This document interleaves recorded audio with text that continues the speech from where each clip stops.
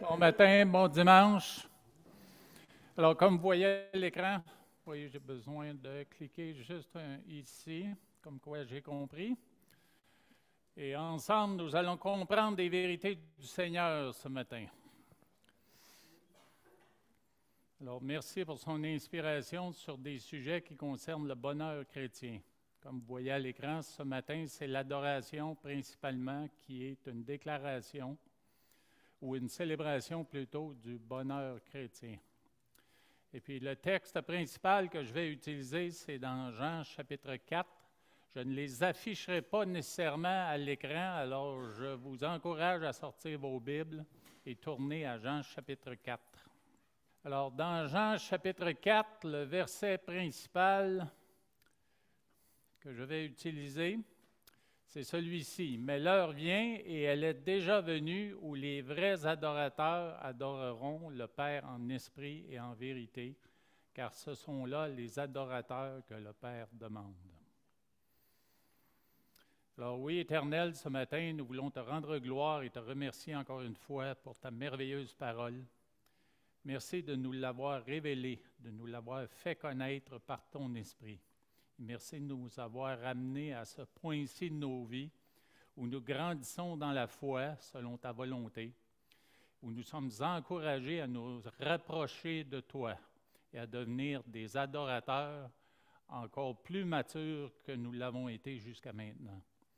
Que ce message ce matin soit un encouragement pour nos cœurs à t'adorer encore plus d'une manière juste, d'une manière parfaite, parce que toi, tu es un Dieu parfait, tu es le Tout-Puissant, tu es le Créateur de l'univers. Et c'est pourquoi nous voulons t'adorer, ô Éternel, dans le nom de Jésus. Amen. J'ai une question ce matin avant de commencer. Nous allons parler, bien sûr, de la Samaritaine qui est devenue adoratrice au travers du témoignage de Jésus. Mais nous sommes tous, nous qui sommes sauvés, nous sommes tous des adorateurs. Et puis notre témoignage pourrait être ici sur le prochain écran. Mais j'ai choisi un homme qui, lui, est devenu éventuellement un adorateur. Et je me demande s'il y a quelqu'un ici qui le connaît. Ah, j'ai cliqué 2 fois parce que mon doigt tremble un peu, là, mais vous voyez son nom, Charles Wendell Colson, surnommé The Hatchet Man. Et puis, il faisait partie de l'administration Nixon. Pour les personnes ici qui sont plus matures, je ne dirais pas plus âgées, plus matures, mais c'est un temps où aux États-Unis, il y a eu un grand scandale à la Maison-Blanche, le scandale du Watergate. Et puis, ça a fait la une des journaux pendant un bon bout de temps. Il y a eu des poursuites judiciaires, il y a eu toutes sortes d'accusations. Et puis, parce qu'on ne voulait pas que le président des États-Unis soit accusé directement, mais on a choisi un homme dans toute l'administration, celui qu'on considérait comme le Hatchet Man, et il était surnommé comme ça. Hatchet, ça veut dire une hachette. Et puis, c'est parce que c'était un homme à qui on confiait les tâches les plus difficiles dans l'administration. Alors, quand on avait besoin de faire un travail qui était sale, entre guillemets, pour attaquer une personne ou pour discréditer une personne, mais on utilisait cette personne-là, on demandait à cette personne-là de le faire. Et puis, il est surnommé Chuck Colson. Alors, ça a fait en sorte que Chuck Colson s'est retrouvé accusé, condamné à la prison pour entrave à la justice. Et puis, il a fait de la prison. Et dans tout le processus judiciaire qui l'a amené à la prison, eh bien, il y a un ami de Chuck Colson, un homme qui est venu le voir pour lui partager l'Évangile. Et puis, Chuck Colson, je ne me rappelle pas trop là, dans sa biographie si c'était avant son accusation et son temps à la prison, mais il est devenu chrétien dans cette période-là. Alors, Dieu a utilisé les circonstances difficiles de sa vie pour lui ouvrir l'esprit sur la vérité de l'Évangile et le salut en Jésus-Christ. Alors, il a passé un certain temps en prison Il a écrit un livre qui s'intitule « Born Again », qui veut dire « né de nouveau ». Et son témoignage, il est vraiment incroyable. Alors, il a été encore plus loin que ça, puisque en sortant de prison, sa peine de prison, elle a été écourtée pour bon comportement. Et puis, éventuellement, il a fondé lui-même un ministère qui s'intitulait Prison Fellowship. C'est un ministère qui a commencé aux États-Unis, où il allait non seulement dans les prisons pour témoigner aux prisonniers, mais aussi il s'occupait des familles des prisonniers à l'extérieur. Non seulement pour les aider de toutes sortes de façons, mais surtout pour leur apporter la bonne nouvelle de Jésus-Christ. Et son ministère, il est devenu international. Alors, Chuck Colson est devenu un adorateur de Jésus-Christ. Et il a apporté ce témoignage d'adorateur, il l'a apporté partout dans le monde. Alors, c'est un témoignage qui est très semblable que nous retrouvons dans Jean chapitre 4. C'est une femme qui a vécu une vie de péché. C'est la grande pécheresse samaritaine de Jean chapitre 4. Et c'est une femme qui aussi est devenue adoratrice. Alors, dans Jean, le chapitre 4, nous voyons premièrement, et je vous invite à tourner dans vos Bibles, dans Jean, chapitre 4, dans les versets 3 et 8. C'est une rencontre, on voit que c'est une rencontre qui a été préparée divinement par le Seigneur. Et notre Seigneur est quelqu'un qui cherche des vrais adorateurs sur la terre. Alors, je prie que vous soyez ce matin encouragés non seulement à devenir adorateurs si vous ne l'êtes pas encore, mais à raffiner votre adoration et augmenter votre adoration si vous êtes déjà là, adorateur du Seigneur parce que vous êtes né de nouveau. Alors, lisons les versets qui sont écrits à l'écran, les versets 3 à 8. « Alors, il quitta la Judée et retourna en Galilée. Comme il fallait qu'il passât par la Samarie, il arriva dans une ville de Samarie nommée Sychar, près du champ que Jacob avait donné à Joseph son fils. Là se trouvait le puits de Jacob. Jésus, fatigué du voyage, était assis au bord du puits. C'était environ la 6e heure. Une femme de Samarie vint puiser de l'eau. Jésus lui dit « Donne-moi à boire ». Car ses disciples étaient allés à la ville pour acheter des vivres. Alors, vous voyez ici, on parle d'un contexte où il y a toutes sortes de choses qui arrivent. Est-ce qu'avec Dieu, il y a des coïncidences? Non. Il n'y a pas de coïncidence. Dieu est souverain, on en a parlé dans les 2 messages précédents, et il fait tout ce qu'il veut selon sa bonne volonté. Alors, il accomplit ici, en préparant les circonstances, le fait qu'on doit traverser la Samarie si on veut aller directement en Galilée de Judée. On pourrait la contourner comme beaucoup de Juifs le faisaient parce qu'ils ne voulaient pas s'approcher des Samaritains. Mais Jésus savait qu'il avait un rendez-vous à cet endroit-là avec cette femme samaritaine. Et puis, bien sûr, les disciples ne sont pas là parce qu'ils sont allés chercher des vivres, comme on voit dans le verset 8. Alors, ils se retrouvent seuls avec elle. Et puis, bien sûr, Jésus, parce que dans son corps d'homme, il a vécu des souffrances d'homme, mais il était fatigué, épuisé, il avait besoin d'eau. C'était la préoccupation de la femme qui aurait dû être là plus tôt le matin. Vous le savez bien, mais elle était là pourquoi? C'est parce qu'elle était pécheresse, puis elle ne voulait pas les regards réprobateurs de toutes les autres personnes qui étaient là le matin pour puiser. Alors, sa vie de pécheresse, mais l'ostracisait par rapport aux autres personnes du village de Sychar. Alors, elle était là le midi, pas le meilleur moment pour aller puiser de l'eau, puisque c'est midi, c'est très chaud, c'est très, très chaud. Mais elle est quand même là et Jésus se présente à ce moment-là. Alors, Jésus l'interpelle de plusieurs façons, des interpellations qui suscitent de l'émerveillement. Cette semaine, dans notre étude biblique, c'est un mot qui est apparu dans notre étude biblique. Je remercie encore notre frère Michel de nous avoir amenés à l'étude d'un livre qui s'intitule « Nous sommes tous des théologiens », un livre que je vous recommande. Et puis, l'émerveillement dont on parlait, c'est l'émerveillement du fait que Dieu le Père nous a adoptés dans sa famille et que Jésus est notre frère. Alors, on doit s'émerveiller de bien des choses, mais ce point-là, c'est un sujet d'émerveillement qui est grandiose. Alors, ce que Jésus essaie de faire avec la femme samaritaine, il essaie d'élever son niveau d'émerveillement, de questionnement, pour l'amener à réfléchir sur des choses spirituelles, alors que sa préoccupation, c'est H2O, une chose matérielle. Alors, c'est ce que nous voyons dans les versets qui sont là, les versets 4, ou dans le chapitre 4, les versets 9 à 14. Lisons-les ensemble. La femme samaritaine lui dit, « Comment toi qui es juif, me demandes-tu à boire, à moi qui suis une femme samaritaine? » Les Juifs, en effet, n'ont pas de relation avec les Samaritains. Jésus lui répondit, « Si tu connaissais le don de Dieu qui est celui qui te dit, « Donne-moi à boire », tu lui aurais toi-même demandé à boire et il t'aurait donné de l'eau vive. Seigneur, lui dit la femme, « Tu n'as rien pour puiser et le puits est profond. D'où aurais-tu donc cette eau vive?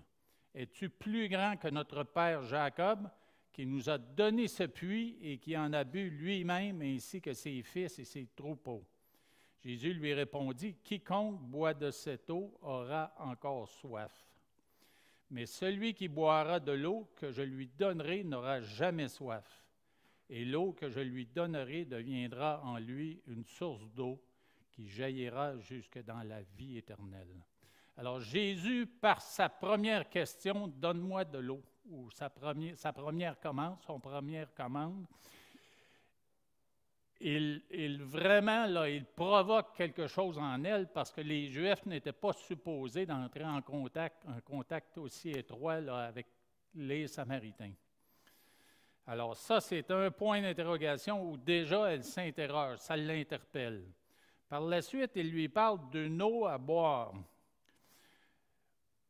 Au verset 10, « Si tu connaissais le don de Dieu et qui est celui qui t'a dit, « Donne-moi à boire », tu lui aurais toi-même demandé à boire et il t'aurait donné de l'eau vive. » Alors, il parle d'une eau qui est encore meilleure que l'eau d'un puits.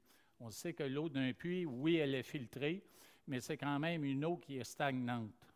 Tandis qu'une eau vive, quand on voit une eau vive d'un ruisseau, d'un torrent, mais on a confiance dans cette eau-là parce que c'est une eau qui est froide, premièrement, et c'est une eau qui est vraiment rafraîchissante. Alors, encore une fois, il élève son niveau d'émerveillement parce que même s'il est là, puis il n'a absolument aucun moyen de puiser l'eau du puits et qu'il n'a pas d'eau à mener avec lui, alors comment peut-il proposer une eau comme celle-là? Une eau qui serait encore meilleure que l'eau du puits. Alors, la femme, bien sûr, elle l'interroge sur ça.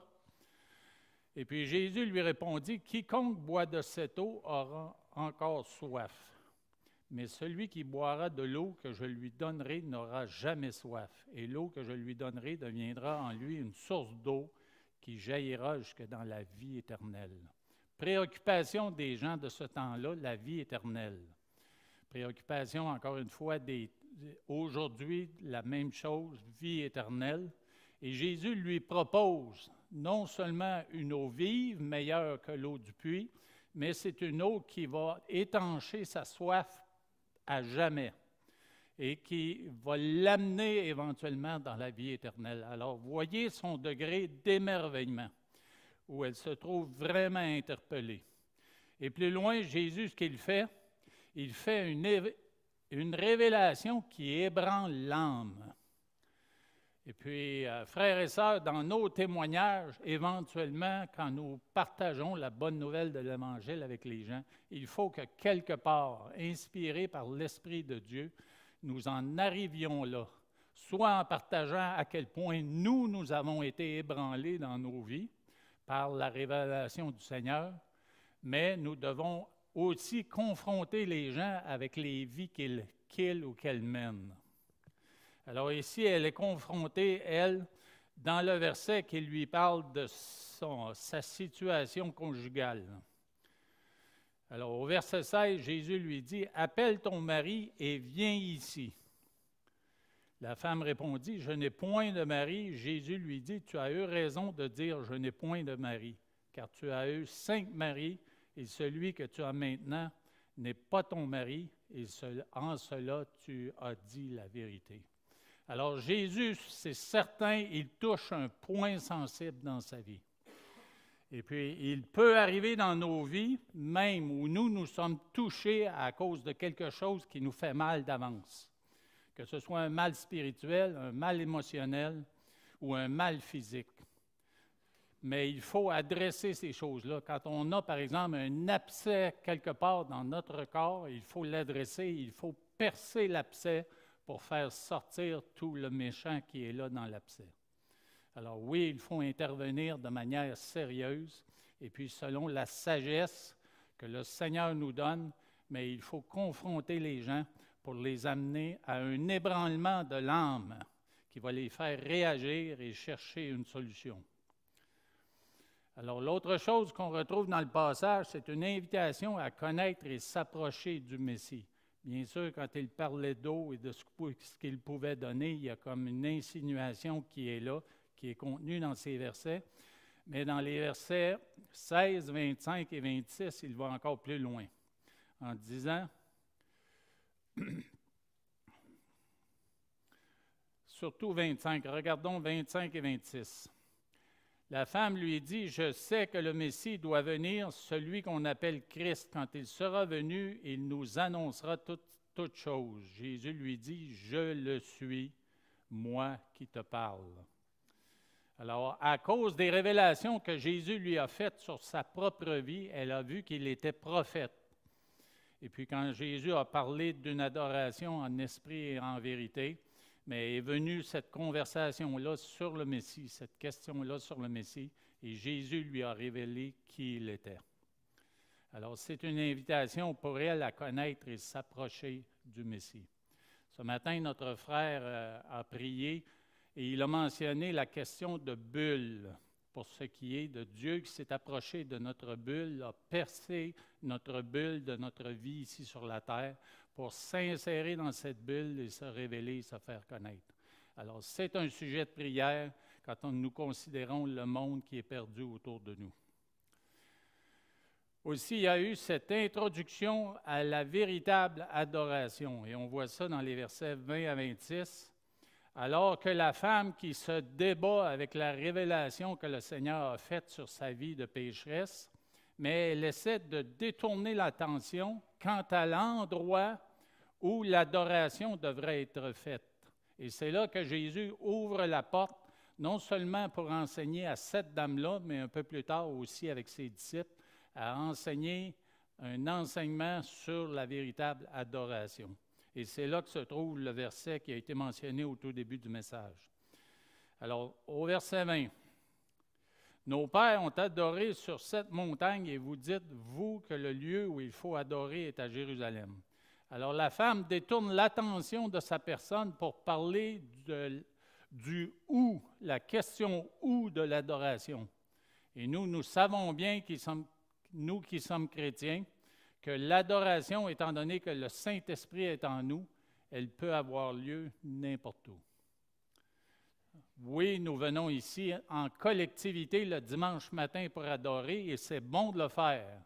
Mais on peut le faire à la maison en couple, on peut le faire à la maison en famille, on peut le faire partout à adorer notre Seigneur Jésus-Christ. Ce n'est plus question de se déplacer, d'aller dans un lieu physique, puis de faire une adoration une seule fois parce qu'on est à cet endroit-là.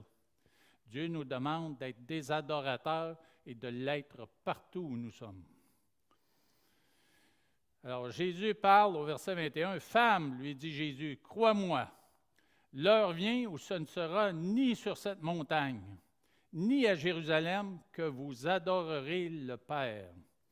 Vous adorez ce que vous ne connaissez pas. nous adorons ce que nous connaissons, car le salut vient des Juifs. Mais l'heure vient où elle est déjà venue, où les vrais adorateurs adoreront le Père en esprit et en vérité, car ce sont là les adorateurs que le Père demande. Dieu est esprit, et il faut que ceux qui l'adorent en esprit et en vérité. Alors, dans ces versets, nous voyons que oui, la vérité, elle est importante, et nous savons quelle est la vérité. La vérité, bien sûr, vient par Jésus et par sa parole. La parole est vérité, et le Saint-Esprit, il nous l'a envoyé à nous, lui, cette troisième personne de la Trinité que nous recevons au moment de notre nouvelle naissance, la naissance en esprit, telle que Jésus en a parlé à Nicodème dans Jean chapitre 3. Alors, Jésus introduit cette femme-là, et un peu plus loin ses disciples, à la véritable adoration, une adoration en esprit et en vérité. Alors, c'est aussi une leçon pour ses disciples. Regardez les versets 32 et 34. Dans le verset 32, il dit à ses disciples qui sont arrivés, puis parle de nourriture, bien sûr, étonnés de le voir parler à la femme samaritaine. Et puis par la suite, demandant à Jésus de manger parce qu'il ne mangeait pas. Mais Jésus, il révèle ici au verset 32, mais il leur dit, « J'ai à manger une nourriture que vous ne connaissez pas. » Et au verset 34, Jésus leur dit, « Ma nourriture est de faire la volonté de celui qui m'a envoyé et d'accomplir son œuvre. » La pensée m'est venue en lisant ces versets. On a parlé la semaine passée de la joie de Dieu. La joie de Dieu qui est continuelle, qui est permanente. Et cette joie-là, il nous la partage, bien sûr. Mais imaginez la joie qu'avait Jésus de converser avec cette femme-là et de converser avec ses disciples. Imaginez la joie intérieure de voir la femme progresser dans sa réflexion pour en arriver éventuellement à une conversion et à une adoration qui est mentionnée dans le texte, qui montre que ça a produit une transformation chez elle, premièrement, et produit une transformation dans tout le village où elle vivait. Alors, c'est ce qu'on voit dans les versets qui sont mentionnés ici à l'écran. La Samaritaine transformée est devenue une véritable adoratrice. Alors, verset 29. « Venez voir un homme qui m'a dit tout ce que j'ai fait. Ne serait-ce point le Christ? » Alors, une femme qui est heureuse de proclamer dans le visage, pas dans le visage, dans le village, au visage des gens, elle est là, puis elle proclame, « Voyez un homme qui m'a révélé tout ce que j'ai fait. » Alors, probablement qu'en elle, avant de rencontrer Jésus, elle avait ce sentiment-là qu'elle devait cacher ces choses-là. Alors, quand on fait des choses qui sont mal dans notre conscience, nous sentons le besoin de cacher ces choses-là puis de nous retirer à l'écart. Et là, elle se présente devant les gens, puis elle dit « Ne serait-ce point le Christ? » Et qu'est-ce que ça produit? Au verset 39 à 42, « Plusieurs Samaritains de cette ville crurent en Jésus à cause de cette déclaration formelle de la femme. Il m'a dit tout ce que j'ai fait. » Aussi, quand les Samaritains vinrent le trouver, ils le prièrent de rester auprès d'eux. Il resta là 2 jours. Un beaucoup plus grand nombre crurent à cause de sa parole. Et il disait à la femme, « Ce n'est plus à cause de ce que tu as dit que nous croyons, car nous l'avons entendu nous-mêmes, et nous savons qu'il est vraiment le Sauveur du monde. » Alors, une adoratrice qui partage son témoignage et d'autres sont transformés et deviennent adorateurs. Alors, dans la parole, il y en a plusieurs de ces personnes. Il y en a un, bien sûr, qu'on connaît bien, c'est Saul de Tarse, qui est déclaré au début du chapitre 9 des Actes, persécuteur des croyants. Cependant, Saul, respirant encore la menace et le meurtre contre les disciples du Seigneur, se rendit chez le souverain sacrificateur et lui demanda des lettres pour les synagogues de Damas, afin que s'il trouvait des partisans de la nouvelle doctrine, hommes ou femmes, il les amena liés à Jérusalem. comme il était en chemin et qu'il approchait de Damas, tout à coup une lumière venant du ciel resplendit autour de lui. Il tomba par terre et il entendit une voix qui lui disait « Saul, Saul, pourquoi me persécutes-tu? » Tremblant et saisi d'effroi, il dit « Seigneur, que veux-tu que je fasse? » Jésus en train de poursuivre un autre futur adorateur. Et on voit le témoignage de l'apôtre Paul, Saul de Tarse transformé, qui est devenu un adorateur soumis à Christ.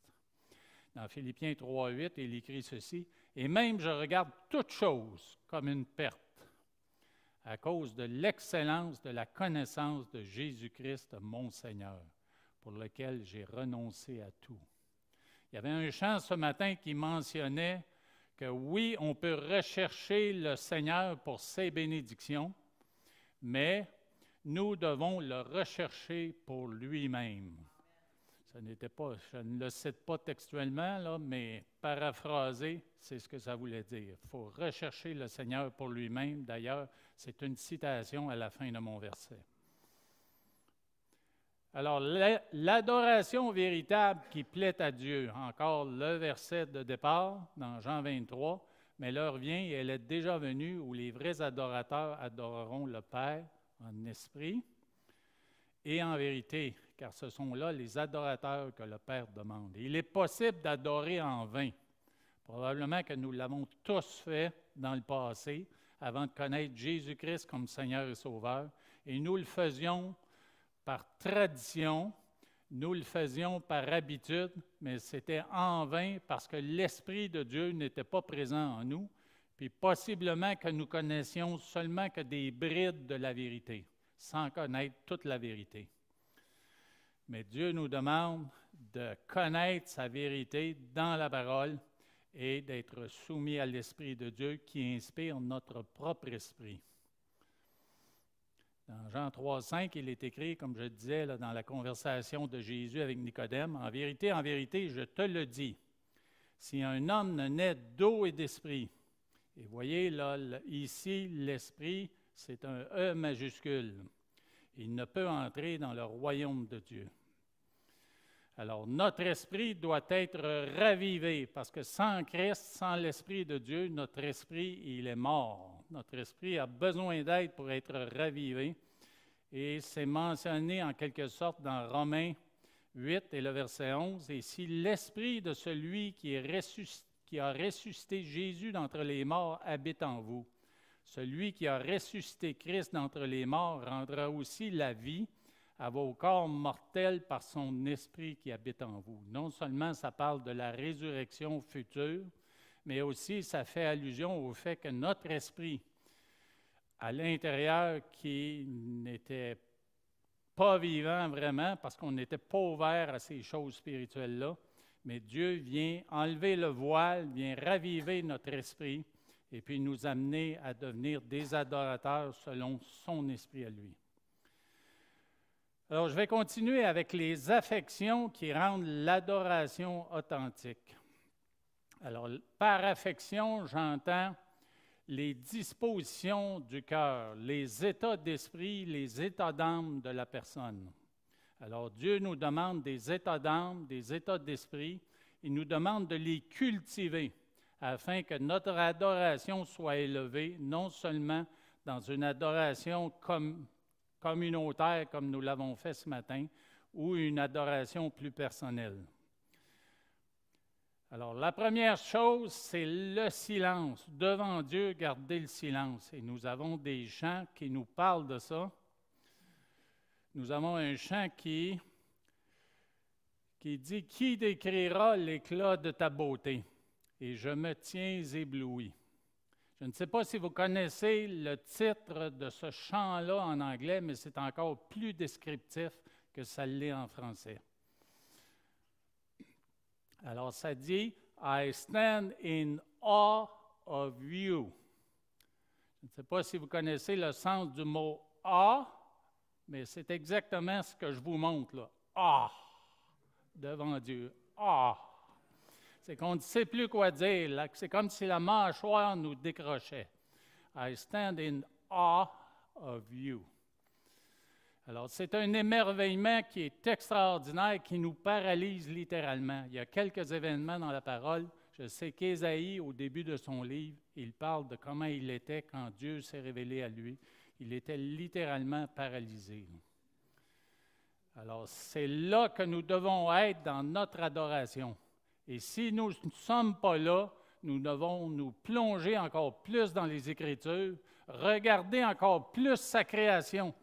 Si vous sortez dehors et vous commencez à réfléchir sur tout ce qui se passe dans un arbre pour qu'au printemps, les feuilles poussent et puis qu'il y ait éventuellement des fruits, tout ce qui se passe dans notre corps, même si ça se dérègle de temps à autre, à quel point c'est merveilleux.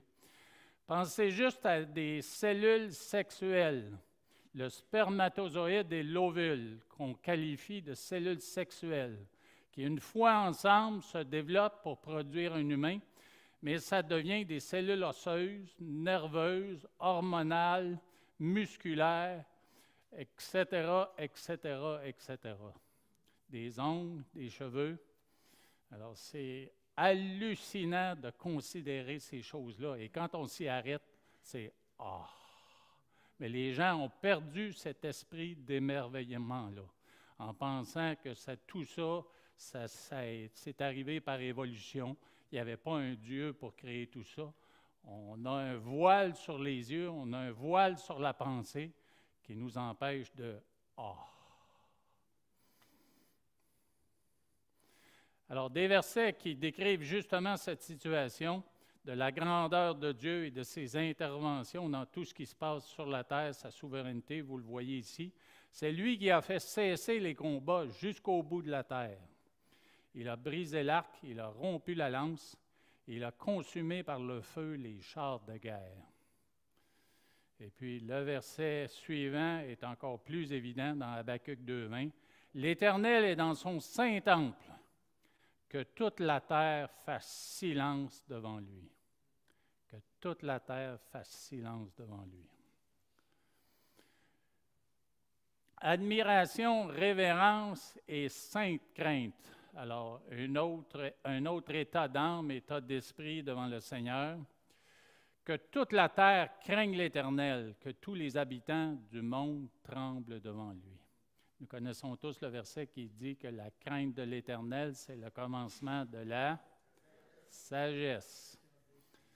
Alors ici, on parle d'une révérence. On ne parle pas d'une peur qui nous fait fuir et partir dans l'autre direction. On parle d'une révérence devant l'Éternel.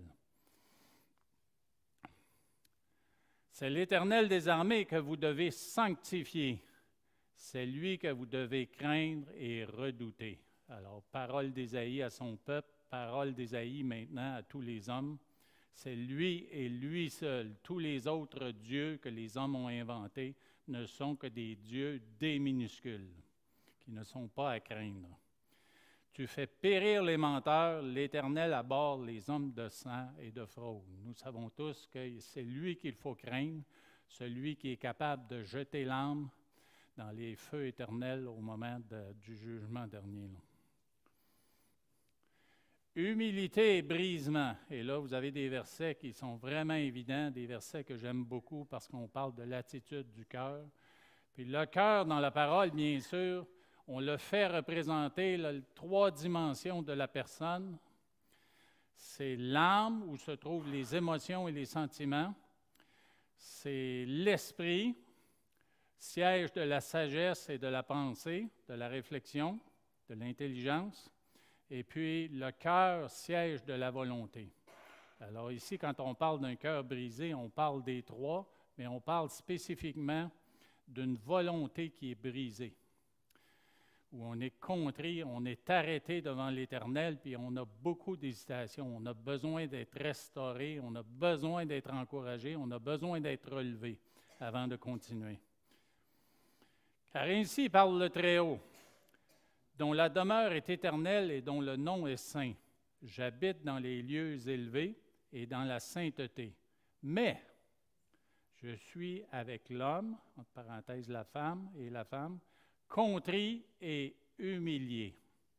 afin de ranimer les esprits humiliés, afin de ranimer les cœurs contrits.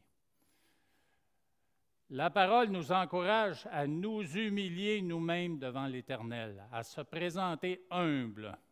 Et il y a une facette de l'humilité qui est vraiment là, la relation qui existe entre nous et Dieu. Reconnaître à quel point nous sommes petits devant lui, à quel point nous sommes incapables devant lui.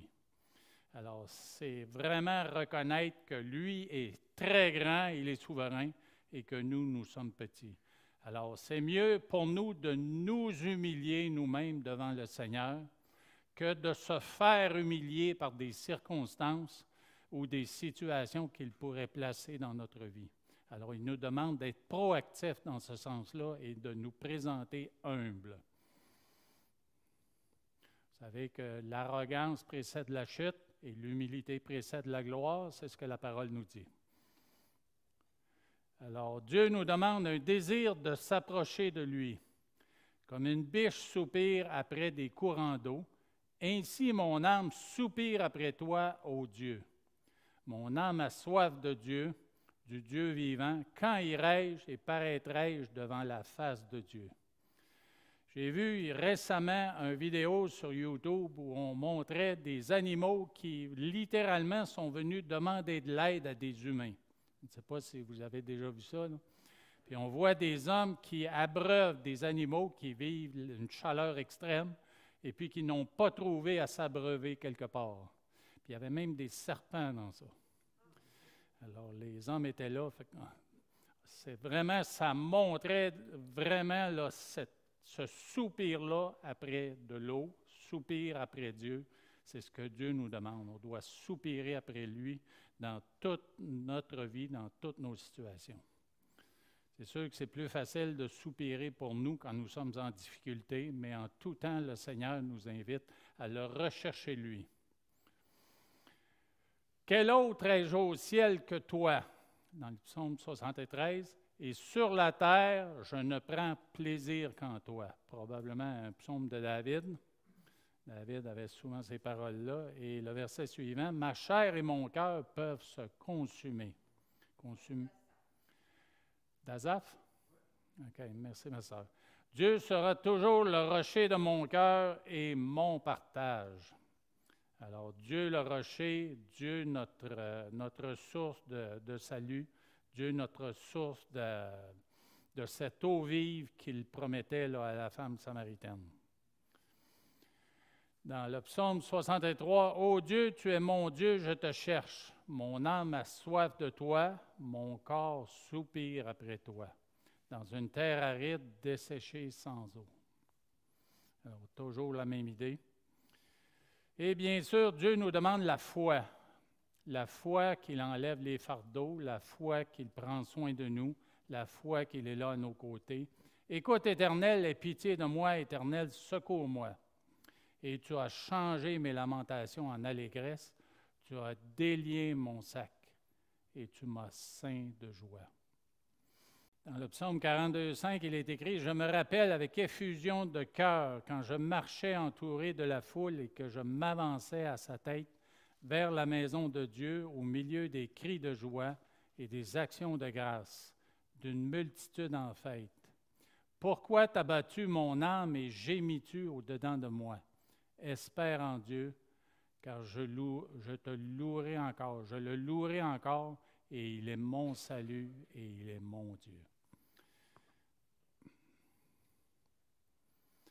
J'espère en l'Éternel, mon âme espère, et j'attends sa promesse. Mon âme compte sur le Seigneur, plus que les gardes ne comptent sur le matin, que les gardes ne comptent sur le matin.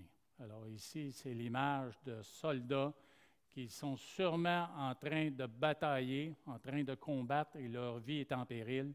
Puis ils savent très bien que le matin, ils auront du secours, ou que la lumière du jour va faire en sorte que l'attaque va diminuer.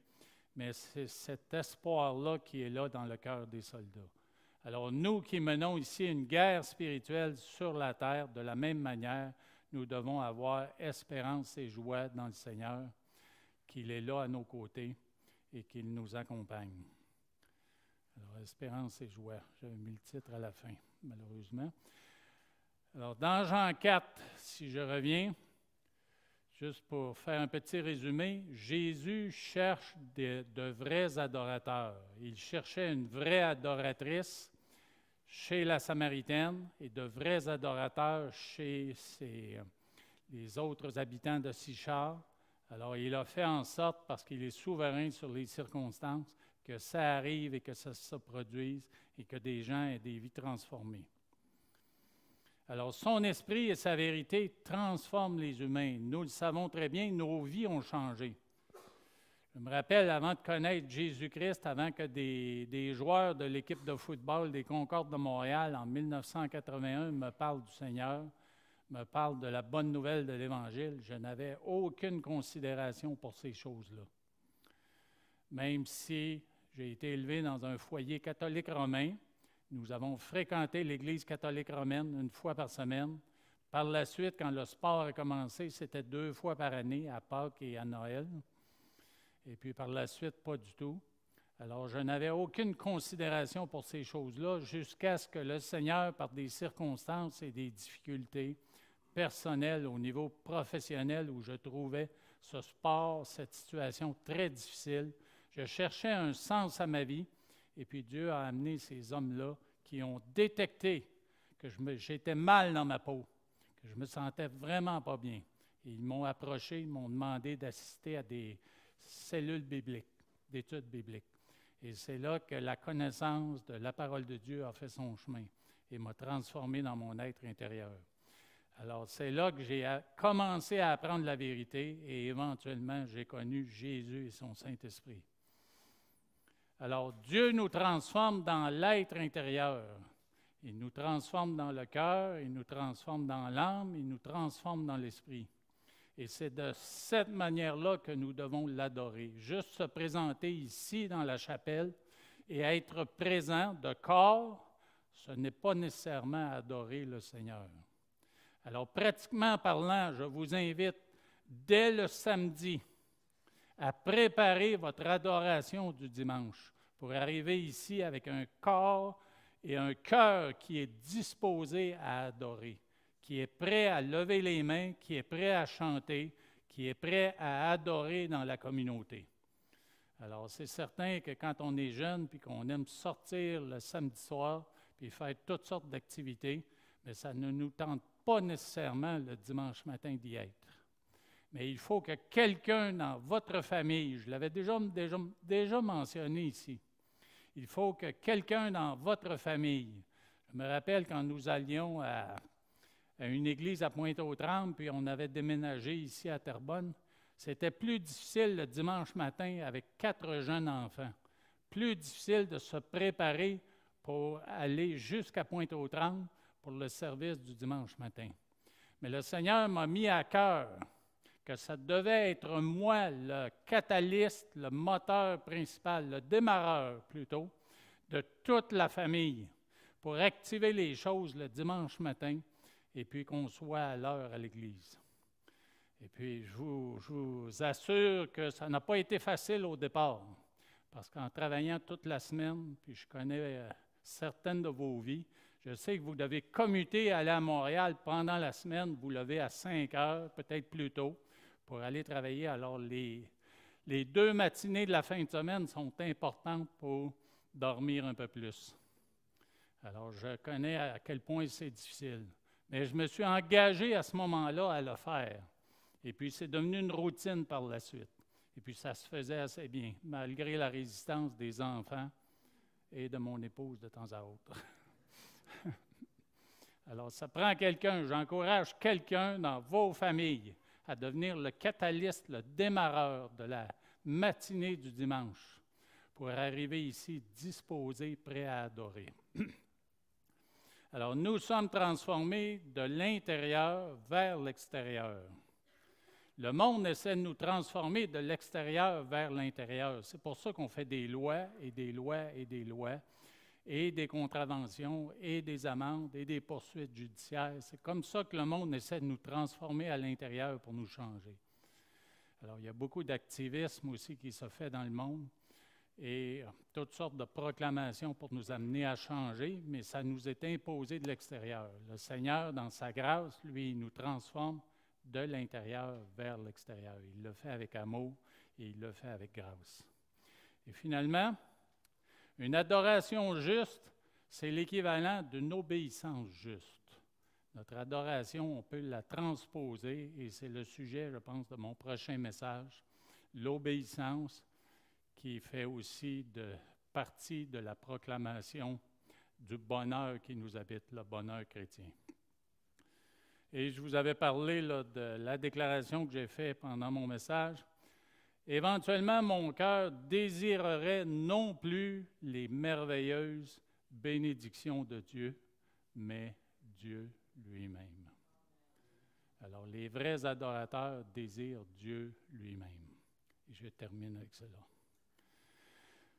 Alors oui, Éternel, nous te rendons grâce, te remercions pour ta parole et merci pour ce témoignage de Jésus qui a visité ce village de Sychar, qui a touché le cœur d'une Samaritaine par ses interpellations. Il l'a amené à reconnaître que Jésus était le Messie, le Sauveur.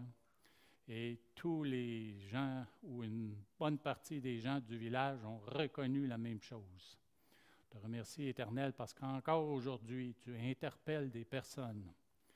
Tu les interpelles par des circonstances, par des lectures, par des interventions personnelles.